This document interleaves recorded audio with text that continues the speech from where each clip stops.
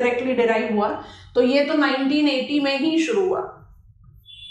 लेकिन जो आज आप इसका डायमेंशन पढ़ते हो, it is called compass. Compass को आप ट्रेस बैक करते हो 2010 से। Compass stands for what? रुको 2 मिनट के लिए। Compensatory afforestation management and planning authority, है ना। तो कंपनसेटरी एफॉरेस्टेशन का ही एक्सटेंशन है। कंपनसेटरी एफॉरेस्टेशन को आपने 8 साल तक इंप्लीमेंट किया और उस इंप्लीमेंटेशन से आपको कुछ उसके लिमिटेशंस दिखाई दी। वो limitation was the reason that we had to devise national forest policy. National forest policy जो है वो 1998 का। National forest policy 1988 facilitated social forestry integration. Integration बहुत जरूरी है। इंडिया में सोशल फॉरेस्ट्री की शुरुआत 1972 में हो गई थी under joint forest management guidelines of 1990। अभी हम आपको समझा रहे हैं, हमारे साथ लिखते जाओ। और इसके साथ हमने शुरुआत करी फॉरेस्ट पॉलिसी डिवीजन की, और हमने शुरुआत करी इंटीग्रेटेड फॉरेस्ट मैनेजमेंट। और फिर जो हमने इसको एक फाइनल अमेंडमेंट दिया है वो नेशनल एनवायरनमेंट पॉलिसी 2006 के साथ रिलेट करता है, तो हम उसको कोरिलेट कर देते हैं एनवायरनमेंट पॉलिसी से। सो नेशनल एनवायरनमेंट पॉलिसी 2006, इसने मुझे क्या डोमेन दे दिया?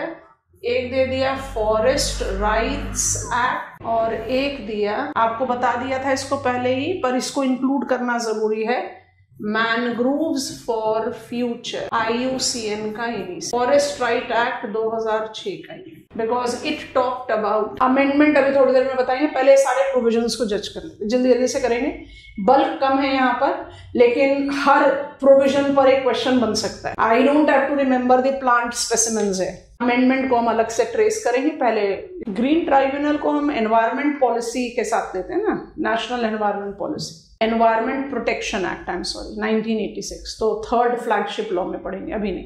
और वहीं से हम डेविएट कर जाएंगे पोल्यूशन पर, क्योंकि CPCB भी एनवायरमेंट प्रोटेक्शन एक्ट के डोमेन में काम करता है, NGT भी उसी के डोमेन में काम करता है। बढ़ जाए आगे, अब समझो जरा ध्यान से, क्योंकि इतना बल्क लिखने की जरूरत नहीं है। जब हमने 1927 के फॉरेस्ट एक्ट को कंपनसेटरी एफॉरेस्टेशन में कन्वर्ट किया, तो लॉजिक क्या था? 80s में है आप। India after attaining independence had immense extreme nature of diversion.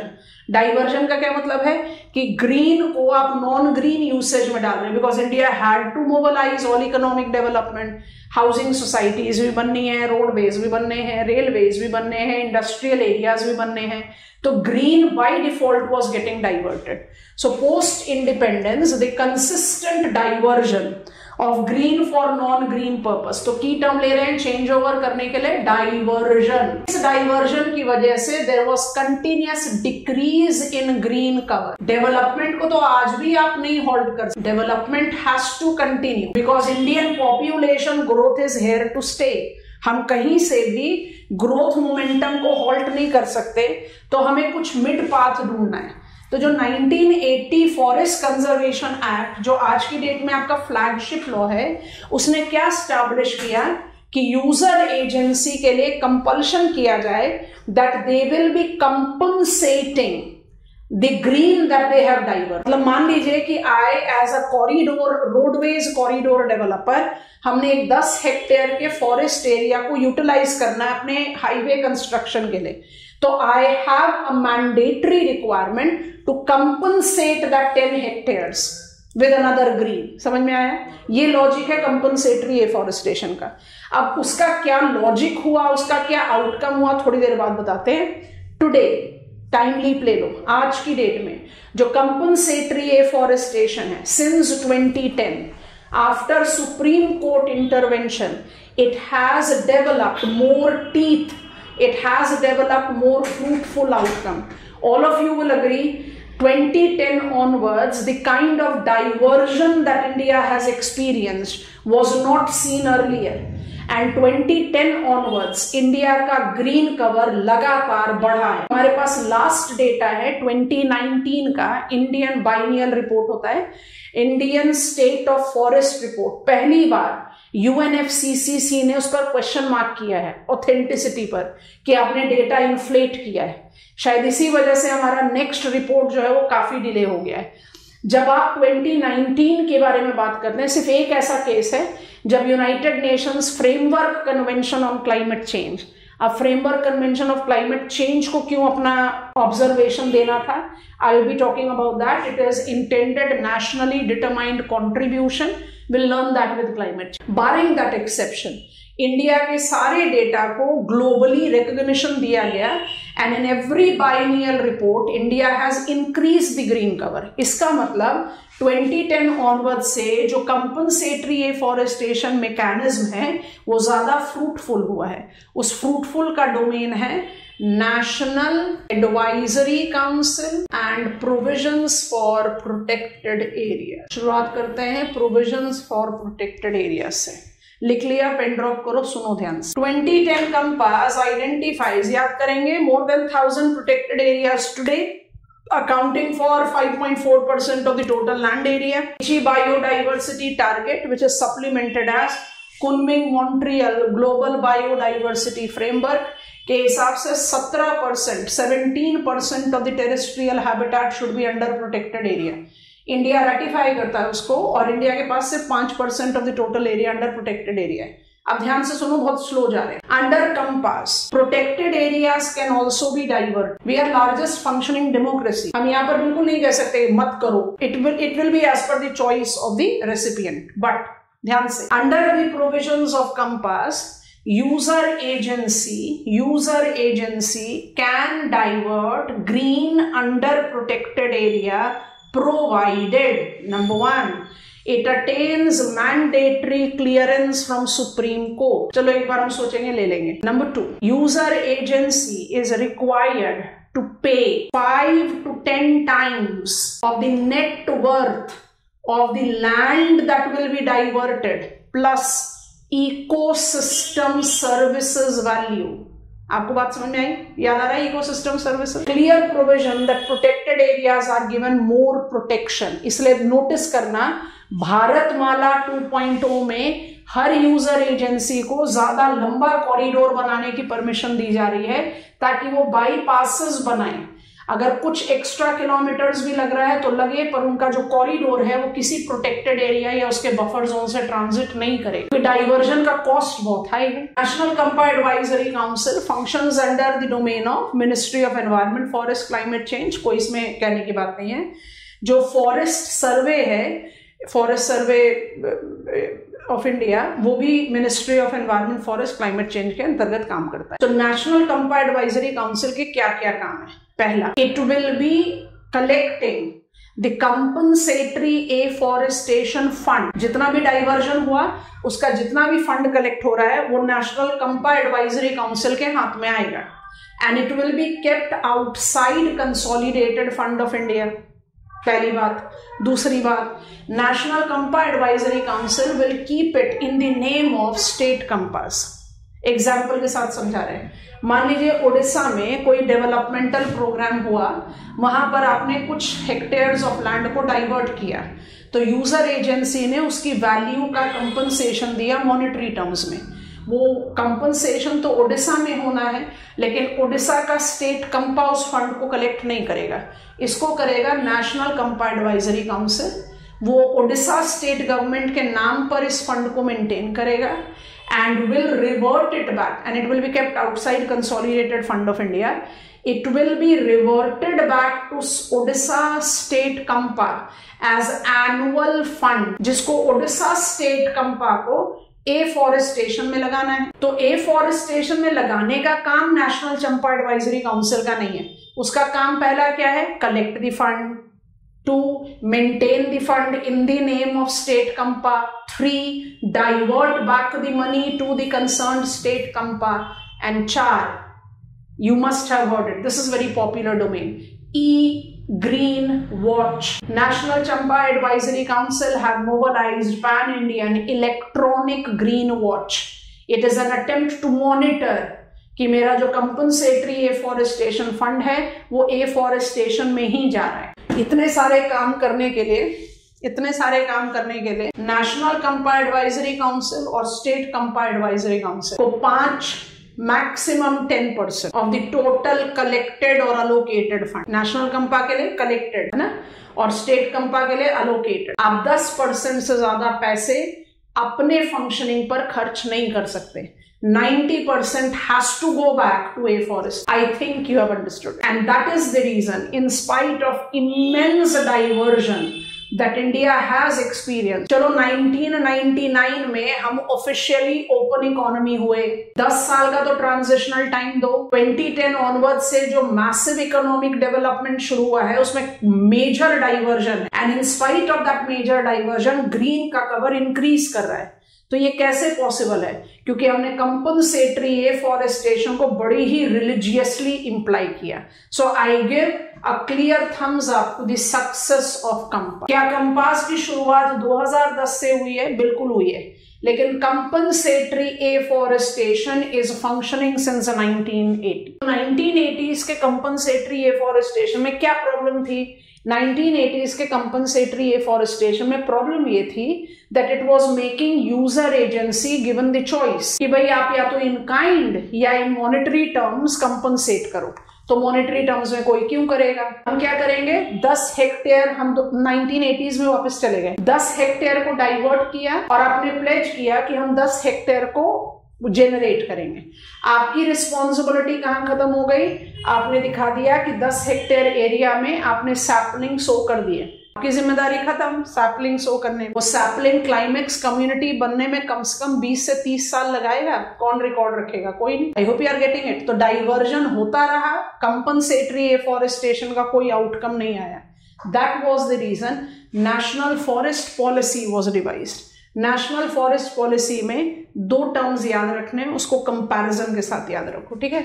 जो कंपनसेटरी एफॉरेस्टेशन 1980 का था, ये था more towards regulatory, it was more towards monetary, कि भाई कंपनसेटरी एफॉरेस्टेशन के लिए आप मनी कलेक्ट करो और जो काम करेंगे वो सारे रेगुलेटरी अथॉरिटीज करेंगे, उन्हीं का काम है, उन्हीं को करना चाहिए। Regulatory and monetary. अब टर्म को पिकअप करो।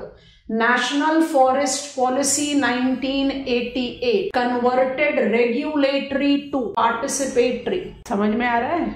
तभी तो सोशल फॉरेस्ट्री की शुरुआत इंडिया में कब हुई? 1972। 1972 में जब हमने सोशल फॉरेस्ट्री शुरू किया तो we were actually coming outside the shock that we experienced attaining or attending Stockholm Conference. याद आ गया Stockholm Conference? First global conference that has sizable participation of developing countries. हमें ठहराया गया कि भाई आप ही हो कल्प्रेट, आप लोग कौन? Developing countries.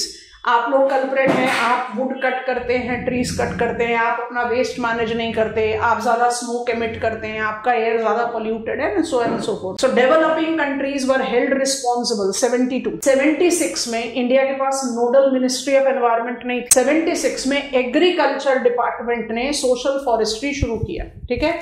यहां पर इसका लिस्ट बना रहे हैं। Department of agriculture in 1976 mobilized social forestry, which is considered to be the outcome of 2 things. पहला, स्टॉकहोम कॉन्फ्रेंस, इसलिए इसको कई बार 1972 से भी एसोसिएट किया जाता है, लेकिन it was practically mobilized in 76. और दूसरा, success of green revolution, now we call it generation 1। जो 1960s का ग्रीन रेवोल्यूशन था उसको हम जनरेशन 1 ग्रीन रेवोल्यूशन। 1960s के जनरेशन 1 ग्रीन रेवोल्यूशन ने क्या किया? इंडिया को फूड सफिशिएंट कंट्री बना दिया। स्टॉकहोम कॉन्फ्रेंस ने क्या किया? इंडिया को बताया कि तुम रिस्पॉन्सिबल हो अपने पेड़ को काटने के लिए, आप कुछ करो अपने काम के लिए। इन दोनों के ही कॉम्बिनेशन में जो हमने सोशल फॉरेस्ट्री शुरू किया, उसका होलसम ऑब्जेक्टिव इकोनॉमिक। कैसे था इकोनॉमिक? स्टॉकहोम कॉन्फ्रेंस को जज करें, कल्टीवेट, चाहे बर्न करो, चाहे उससे क्रूड एग्रीकल्चरल इंप्लीमेंट्स बनाओ, चाहे उससे फेंसिंग करो, कुछ भी करो, इससे क्या होगा? You will reduce, decrease pressure on natural vegetation. आप अपना वुड कल्टीवेट कर रहे हो, उसको कट कर रहे हो, उसको यूज कर रहे हो। और सक्सेस ऑफ ग्रीन रेवोल्यूशन का आउटकम क्या हुआ? Self reliance in rural energy. इसलिए जब हम फर्स्ट जनरेशन सोशल फॉरेस्ट्री की बात करते हैं तो कहता है इसकी ऑब्जेक्टिव तो थी, वो 5 F थी। कौन कौन से 5 F? फ्यूल, फॉडर, फूड लिख रहे हैं फ्रूट्स की जगह, फाइबर, एंड जो सबसे इंटरेस्टिंग है वो है फर्टिलाइज। मतलब social forestry 1976 was wholesome economic, एकदम इकोनॉमिक। हमारा सिंपल लॉजिक था cultivate, use, be self sufficient. हमारा लॉजिक था generating self sufficiency, rural areas को अपनी वुड रिक्वायरमेंट में वैसे ही सेल्फ सफिशिएंट करना जैसे हमने सक्सेस ऑफ ग्रीन रेवोल्यूशन में फूड क्रॉप के लिए अपने फार्मर्स को सेल्फ सफिशिएंट कर दिया। ठीक है, रूरल एरिया। तो 5 Fs में जब आप बात करते हो फ्यूल, तो समझ में आ रहा है भाई, आप अपना वुड खुद कल्टीवेट कर रहे हो, खुद बर्न करो, because you can cultivate fodder crop, you can cultivate fruit yielding varieties of trees, you can cultivate fibre crop. तो फूड, फाइबर एंड फॉडर भी समझ में आ रहा है। फर्टिलाइजर कैसे? It was the beginning of diversion of highly wasteful use of animal excreta as the source of heating and burning. आज भी हमारे कंट्री में काउडंग केक्स इस्तेमाल होते हैं रूरल एरियाज में, यस और no? Cow dung cake as source of heating was diverted, क्योंकि जब आप बायोटिक मेन्योर की बात करते हो तो animal excreta is the highest grade manure. और ICAR तो आज भी कहता है that maximum of our cultivated land is suffering from deficiency of organic carbon. हमें केमिकल फर्टिलाइजर की जगह चाहिए बायोटिक मेन्योर, इसलिए फर्टिलाइजर। जब आप वुड सफिशिएंट हो जाओगे, आप काउडंग केक्स का इस्तेमाल करना बंद करोगे। This was the genesis of social forest. अपने दिमाग में बिल्कुल क्लियर रखना, हम जो सोशल फॉरेस्ट्री की बात कर रहे हैं 1990 से onwards, joint forest management guideline, वो शुरुआत नहीं है, वो जनरेशन 2 हो गया। समझ में आया? और ये जनरेशन 2 क्या कर रहा है? ये सारे इकोसिस्टम सर्विसेज को सेटिस्फाई कर। जनरेशन 1 क्या कर रहा था? सिर्फ प्रोविजनिंग सर्विसेज को जस्टिफाई। चलो भाई गो अहेड दे दो, आपको समझ में आ गया? Yes class, confident? Provisioning service मतलब cultivate, burn, cultivate, cut, use. वो फूड हो, फाइबर हो, तो फूड, फाइबर, फ्यूल सब किस में गया? प्रोविजनिंग सर्विस में ही तो गया। और आज की डेट में cultivate and maintain, cultivate and maintain में तो आप रेगुलेटिंग सर्विसेज को भी डाल दोगे, कल्चरल सर्विसेज को भी डाल दो। तो that is generation 2 social forestry. Going to the previous page. अब यहाँ नोटिस करो ध्यान से। So when compensatory afforestation 1980s वाला version, I am sorry, was not able to fulfil the objective, तो हमने इसके रेगुलेटरी डायमेंशन को पार्टिसिपेटरी बनाया। पार्टिसिपेटरी बनाकर क्या कर दिया? सोशल फॉरेस्ट्री को फॉरेस्ट कंजर्वेशन के साथ इंटीग्रेट कर दिया। इसमें क्या हुआ? Participation of the grass root people in forest conservation. आप कल्टीवेट करिए, मेंटेन करिए। Come on, you have cultivated pine in the upslope area of Himalayas, you are now not cutting it. You have cultivated moist evergreen, नाम याद करो, टूंधू, on the slope of Western Ghats, you are not cutting it. You have cultivated littoral embankment in the eastern coastal area, mangrove. You are not cutting it. हो गया ना afforestation? And among the permissible activities, Mahatma Gandhi NREGA 2006, social forestry is an integrated. So you cultivate and you maintain. तो participatory domain आया national forest policy के functioning में। और दूसरा क्या डोमेन आया? इधर पिकअप करो।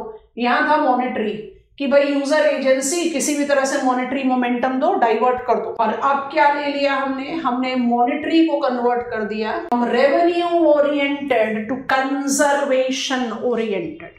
सो नेशनल फॉरेस्ट पॉलिसी 1988 को अगर रिटेन करना है तो 2 ऑब्जेक्टिव्स रिटेन करिए, पार्टिसिपेटरी एंड कंजर्वेशन। रेगुलेटरी को आपने कन्वर्ट कर दिया पार्टिसिपेटरी में, और मॉनिटरी को कंजर्व कर दिया, रेवेन्यू ओरिएंटेड को कन्वर्ट कर दिया कंजर्वेशन। और इसी कंजर्वेशन ओरिएंटेड में आपने फॉरेस्ट पॉलिसी डिवीजन को मोबिलाइज किया है, और साथ में इंटीग्रेटेड फॉरेस्ट मैनेजमेंट स्कीम को मोबिलाइज किया है। इंटीग्रेटेड फॉरेस्ट मैनेजमेंट स्कीम का डोमेन और फॉरेस्ट पॉलिसी डिवीजन का डोमेन थोड़ा अलग अलग है, इसको जज करते हैं। I am shrinking it up है, को लेबल कर रहे हैं AB। कंजर्वेशन का जो डोमेन शुरुआत हुआ, ये AB को हम किस तरह से जज करें?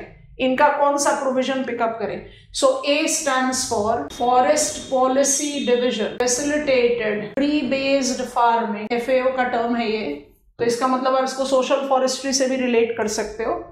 And functions as national focal point forestry, अब ये बड़ा इंटरेस्टिंग टर्म आया, इंटरनेशनल कोऑपरेशन, मतलब इंडिया का जो नोडल मिनिस्ट्री है उसके सारे इंटरनेशनल कोऑपरेशन को कोऑर्डिनेट कर, पर यहाँ हमने टर्म डाला है फॉरेस्ट्री, अभी समझा रहे। Forestry forum of Asia Pacific region, forestry commission of food and agriculture organisation, India is part and parcel of it. So forest policy division वहां पर लेकर जा रहा है। जो आपका बी डोमेन है, writing it here, is IFMS, ये क्वालिटी कंट्रोल मेजर है। मतलब इसका पर्पस नहीं है कि आपका फॉरेस्ट कवर आज approximate 25% of the total land है और आपका टारगेट है कि आप इसको बढ़ाकर 33.33% करें, तो IFMS उसमें मदद करेगा ना। It is oriented towards enhancing quality, इसलिए इसके ऑब्जेक्टिव में क्या क्या चीजें काम करती हैं? इसके objective, it is a centre sponsored programme, और इसके ऑब्जेक्टिव में काम करती हैं sacred groups, forest fire control and invasive alien specimen. और जो हमारा 2019 का Indian state of forest report है वो कहता है फॉरेस्ट सर्वे FSI के जो सेंसर्स हैं उन्होंने पिछले 2 सालों में 177% increase in forest fire experience किया। इसका क्या मतलब है? IFMS कहीं थोड़ा सा चुका है। North eastern state, Ladakh, Jammu and Kashmir, Himachal Pradesh, Uttarakhand are given high priority in this centres. बाकी सारे में स्टेट एंड यूनियन गवर्नमेंट का शेयरिंग है। यूनियन गवर्नमेंट का शेयरिंग 60 से 80% के बीच में रेंज करता है। But north eastern and north western, जिसमें लद्दाख, जम्मू कश्मीर, हिमाचल प्रदेश और उत्तराखंड में यूनियन गवर्नमेंट का सपोर्ट 90% प्लस, इसलिए इसको सेंटर स्पॉन्सर। टर्म फॉरेस्ट और फॉरेस्ट्री में सिर्फ एक डिफरेंस है। I sit in lab and से फॉरेस्ट, सो आई से it is natural. Forestry, so it is something that has been, social forestry से तो हमारा है ना, forestry means something which is cultivated, which is produced by human। आज की डेट में फॉरेस्ट और फॉरेस्ट्री के बीच में डिफरेंस ब्लर हो गया, क्योंकि आप कोई चीज कल्टीवेट करके उसको मेंटेन भी तो कर रहे हो, तो आप क्या उसको ग्रीन में ऐड नहीं कर रहे? I hope you are understanding. इसलिए forestry forum, forestry is the term that is applied to denote any green cover, चाहे वो नेचुरल है जिसको आप मेंटेन कर रहे हैं, चाहे वो रिकल्टिवेट करके आप मेंटेन कर रहे हैं। सो फॉरेस्ट पॉलिसी डिवीजन ने फॉरेस्ट और फॉरेस्ट्री के बीच में जो डिमार्केशन है, लैब में बैठकर गए फॉरेस्ट नेचुरल होता है, फॉरेस्ट्री मैन इंड्यूस्ड होता है, अब वो डिवीजन नहीं। आप कोई भी चीज कल्टीवेट करके यूज कर रहे हो तो आप कहोगे वो रिप्रोडक्टिव इंडस्ट्री है, एग्रीकल्चर है।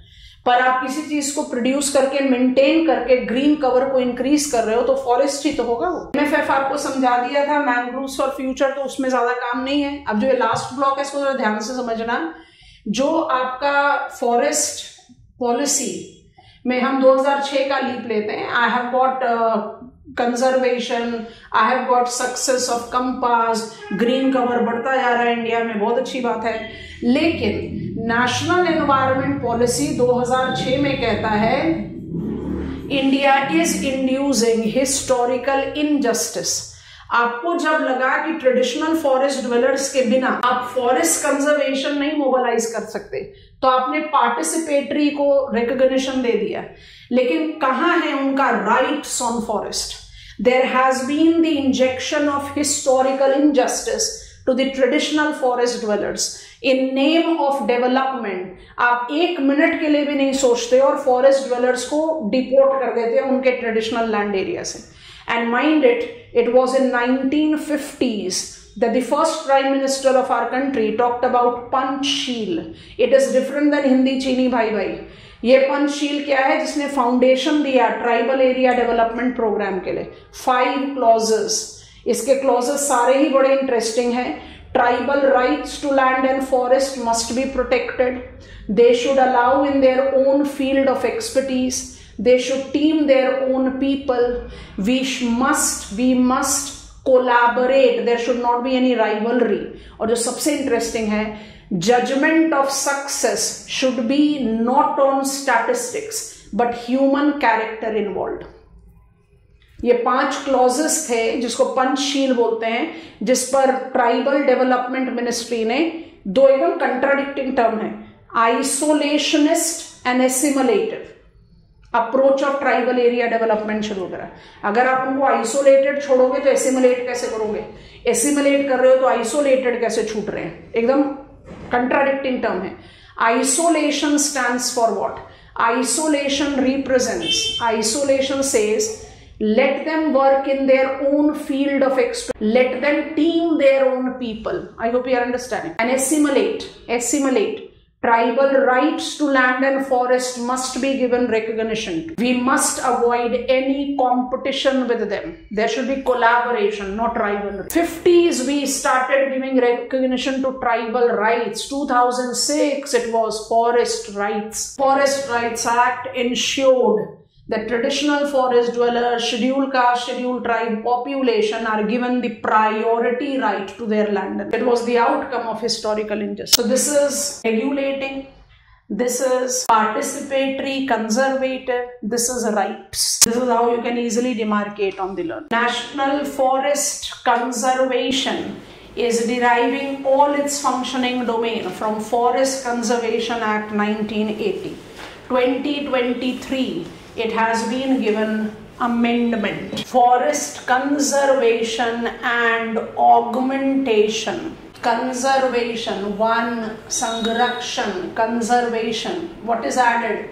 Samvardhan, that stands for augmentation. So that stands for quality and quantity. Green must be covered in its quality and quantity. This amendment very clearly demarcate a specified forest land. एक category हम add on कर सकते हैं, specified forest. बाकी it is talking about everything that we have talked about. So ideally, if you take Indian State of Forest report, it says, I just want to put it here, last step for today. When I take reference of green cover of India, I have told you we don't give recognition to grassland separately, right? So green, when I'm saying, I'm including grass and forest. So ideally when I say it is green, I categorize it as closed, moderate and open. Closed का मतलब होता है canopy density 70%, moderate का होता है 40 to 70% and open का होता है less than 10%. Open includes mangrove. So these are tree cover, जिसका forest भी बोल सकते हैं. And what we added since 2015 Indian State of Forest report में we added trees outside forest, TOF, trees outside forest which is having canopy sparser than what qualifies for open but should be considered when you are calculating green. FSI is conducting forest survey since 1989. Biennial data is being released. In the beginning report there was a decline. Eventually there has been increase. As of the available latest data, approximate 25% of the total land area of our country is under green, which includes tree cover and tree outside forest. I hope you have understood. Tree cover is categorized as closed, moderate and open forest. Closed will have canopy density. Dense forest इसको कहेंगे ना, 70% of the area is green. Amendment Act, One Sanrakshan and Samvardhan Abhiyan, that is 2023 Forest Conservation Act amendment identifies land declared and forest. Let me write it here. 3 things you have to just take in mind. So these are there. I continue to recognize them as forest. इसके अलावा what has been the specification that has been given? It's not a big thing, but because it's a new contemporary age, it might be referred. All land given recognition as a forest as per 1927 Forest Act, उसको आपने protection देना है. If it is not included into the domain of forest, you have to give it recognition. उसके बाद every area that government of India have given recognition, I'm just writing recognition, as forest post 1980 and Starma, not to include officially diverted area. अगर आप ये total background को समझ चुके हैं तो ये last point बड़े आराम से clear होना चाहिए. Officially diverted means what? You have taken compensation of it. So you should not be working towards revamping green there. Are you getting it, class? But all those areas which have been notified as forest in 1927 Indian Forest Act, or all those areas which were notified as forest under Forest Conservation Act 1980 by Government of India, if is not with green, quality quantity improvement has to be targeted. I hope you have understood. So augmentation, quality enhancement is what is being. Forest conservation, compass. Forest conservation, social forest, forest conservation, IFMS, forest conservation, forest policy division, forest conservation, forest rights act, forest conservation, mangroves for future, forest conservation, amendment, Van Sanrakshan and Samvardhan. Don't carry the myth. I think I have clarified that. I have not said social forestry began in 1990. Nah, it began in 76. 1990 it was given second generation. First generation was economic, 76 to 1990. Second generation is wholesome, all ecosystems. Second last point says all the areas that were notified by Union government under Forest Conservation Act 1980 as forest is not being given or is not existing as forest, regenerate green. And then the star mark pointer comes in, leave those areas which are officially diverted. Comfortable? I'll talk about Environment Protection Act. With Environment Protection Act, we have to talk about CPCB, Central Pollution Control Board, and a part of protected area, as please recall in the biodiversity conservation, we said we have got EPAs, eco-sensitive zones that are demarcated under EPA. So that is left out. We'll talk about that. And then the deviation to pollution. Land pollution, air pollution, water pollution, and the abatement, global to Indian. That is how we'll be learning in our next leg of the study. Or if I put it that way, third flagship law that regulates functioning of the nodal ministry.